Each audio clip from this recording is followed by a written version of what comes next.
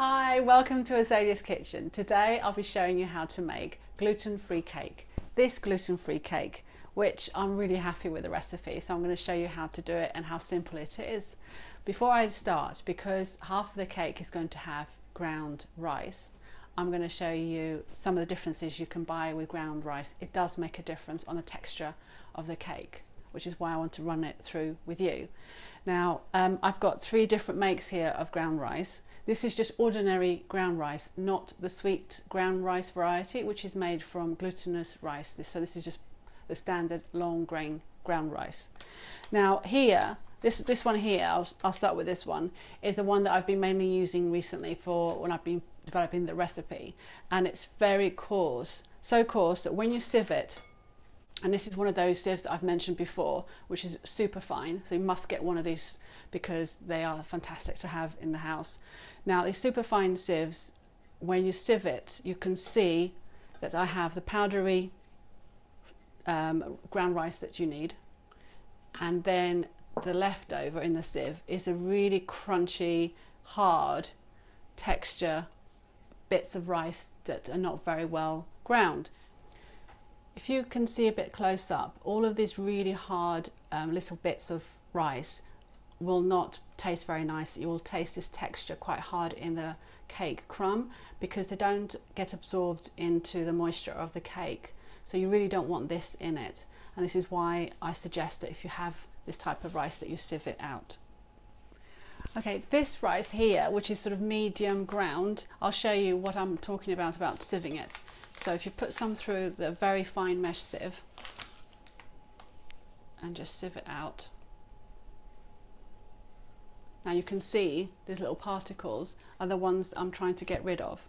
So if you do have rice like that, sieve it and you'll be able to tell whether you need to remove it. If I show you this one, this is one that I bought in my local Turkish shop and it's super fine, so I don't actually have to sieve it. If I put it through the fine mesh like that, as you can see, there's nothing left behind, so that one is great for using straight away. Now I'm going to remove all of this and start with the cake. Now for this recipe you will need an angel cake tin, and that's because it will give you the best height for this type of cake, because it doesn't have the structure of gluten in normal flour, so this cake tins are really good for that. Now the cake is pretty simple. It's based on a Genoise cake recipe. So you whisk the egg and whole eggs and the sugar together, and then you fold in at the very end the flours, in which case it's the rice flour and some potato flour and a little bit of baking powder and your flavouring. So I'm using today vanilla paste, but you can use lemon rind, orange rind and so on, coffee essence, that kind of thing. So the first thing to do is to put the whole eggs, there's 8 of them here. It depends on the size of the eggs. For medium eggs, about 8 eggs is fine. If they're very large, then you can get away with 7. You're looking for about 400 grams ish of eggs. So eggs go in with the sugar and then into the machine. So start off on a slow speed.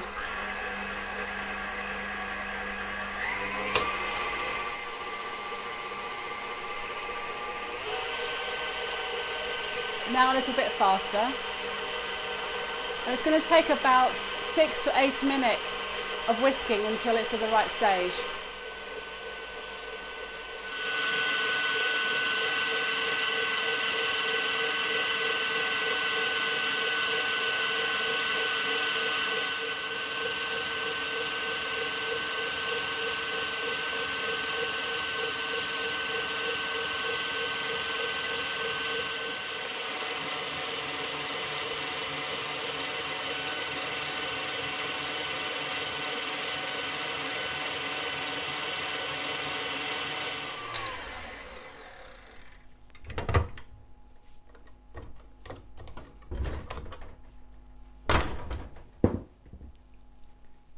It's now ready for me to do the folding, so I'm going to transfer this into a bowl.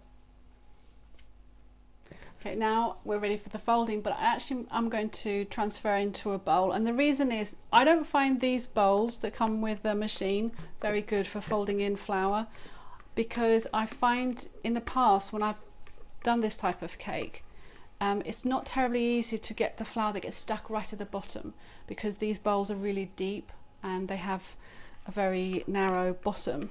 So in order to get a good movement of folding action, I always transfer to a wider bowl like this one. Now I'm going to put the flours and the baking powder. I'm just going to sieve them together. Just make sure with the potato flour that it's lump free.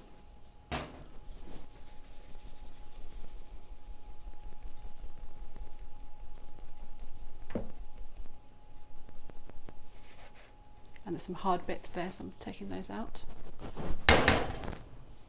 And now the rice, flour,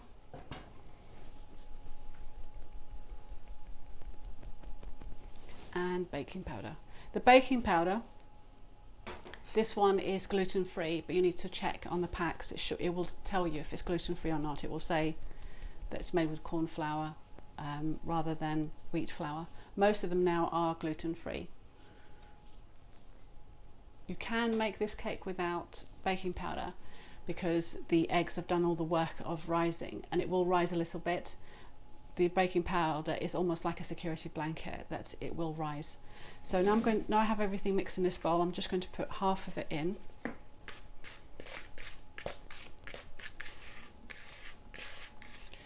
And it's just a matter of using this spatula and doing a folding action. What you need to do is to make sure that the spatula goes all the way to the bottom of the bowl and brings up the flour that has sunken into the mixture, and you can see it. Pockets form where the flour is on the bottom. So using the same action over and over again of just going down into the bowl and over and bringing any flour, it will take a while and it will start to hurt your arm, but if it hurts your arm, you're doing a good job, which means slow and thorough, because you want the flour to be mixed in properly, but you don't want to undo all the work that you've done with the whisking by bursting all the basically bubbles that you've created. So that's what you're doing. Now my mother swears that when you're doing this type of cake, which she does for a Portuguese cake called pão de ló, that you always fold it in the same direction. So you do it this way, and you do not halfway decide to change the other way. She says that it ruins the cake and it gives it a low volume. I've never tried it doing that, doing both ways, so I can't say whether she's right or not, but usually she's right. So for now, carry on folding it in the same direction until I can prove different. Now I can still find, if I bring the camera close, pockets of flour on the bottom. So as you can see, these little pockets, so they come up, and when you put the spatula through the bottom and you turn it over, you'll be able to see now and again those little bits of flour, and so that's what you're trying to mix in. I'm going to add the rest of the flour and the vanilla paste because I forgot to do that. So the rest of the flour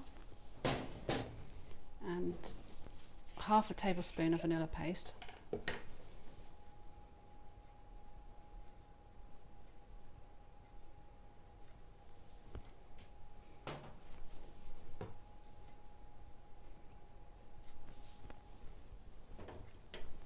And then carry on the same.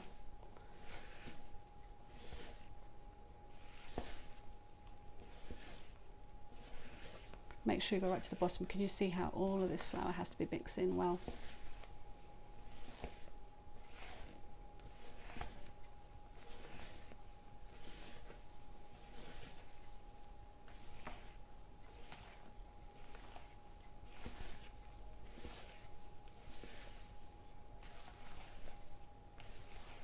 I think I've got all the flour mixed in, because when I go to the bottom it's pretty blended in as far as I can see.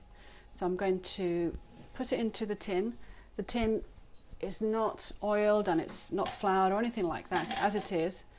Now you'll be able to see when it goes in if I have mixed it in well, because the bottom of this bowl should be, there should be no residue of flour.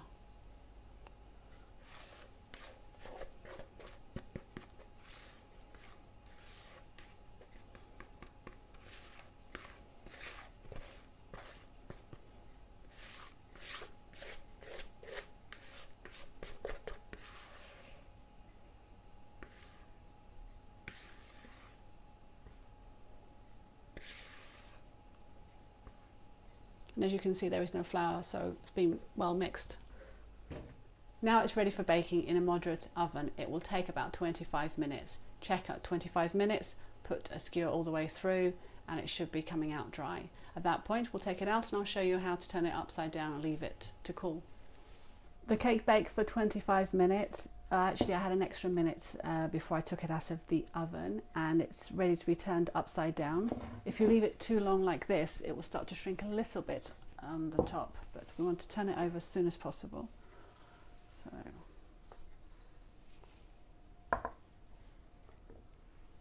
like that. And let it cool down like this for 45 minutes to an hour. So I'm going to put this aside. I'm just quickly going to do a frosting or icing, which is very simple and straightforward. So some double cream or whipping cream and some mascarpone cheese. And I'm going to flavour with a bit of lemon rind and a little bit of vanilla. So just whip the double cream into soft peak stage.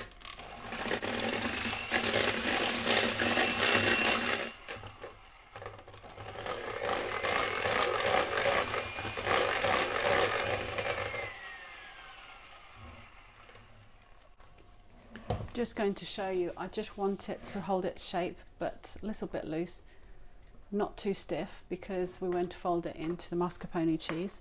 Now I'm just going to loosen the mascarpone cheese. I'm going to add some sugar, the lemon rind goes in, and a little bit of vanilla. About a teaspoon. It's vanilla paste, but you could use vanilla extract.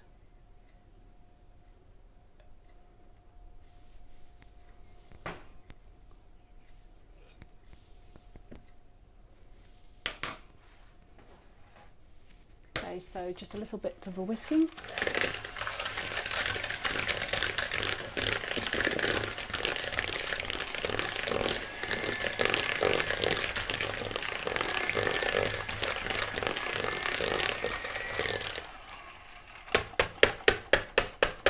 And now I'm going to fold in a little bit of the cream to loosen it, and then add the rest after that.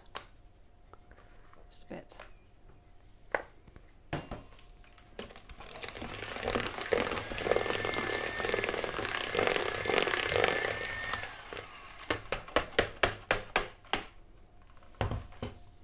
And now, like that, I'm going to fold the rest in.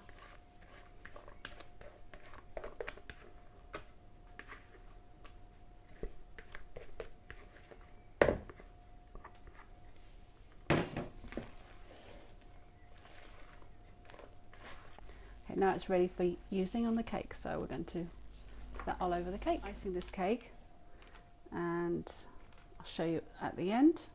Cut into it and see the inside.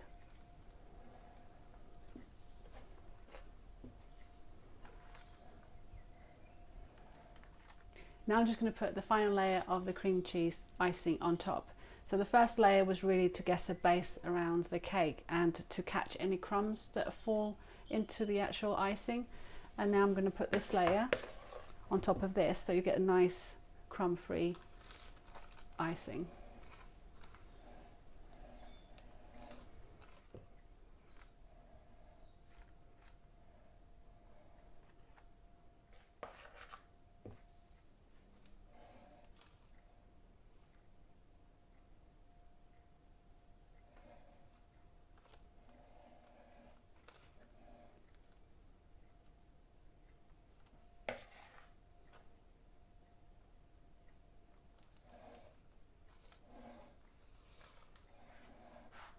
Come a bit close and I'll show you a piece of the cake.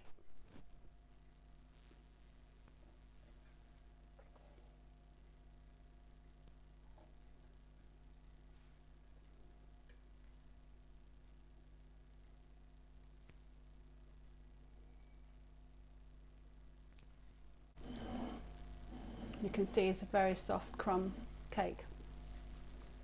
The cake is cold enough now to be turned out. I'm going to show you how to do it. It's quite straightforward. So get a palette knife and go around the edge all the way around.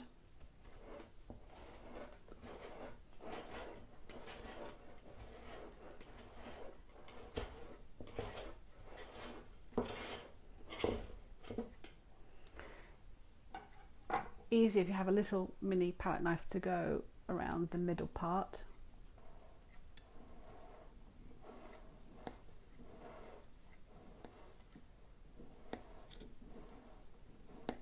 Okay, so now onto cooling rack. It often sticks at this point because some of the batter has come through to the bottom, so the way to get released is just to pierce it through there. Now you can remove the outer tin, and now with the palette knife just go around the bottom like this and just release it as if you're cutting it.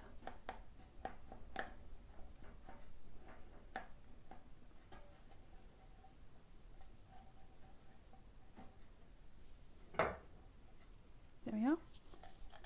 It looks like a fragile cake, but it's quite sturdy. It will keep really well for 3 to 4 days. If you are going to ice it, like I have done with this one, then put it in the fridge. I hope you enjoyed the recipe. All the details are on the website, and I'll see you next time. Thanks for watching.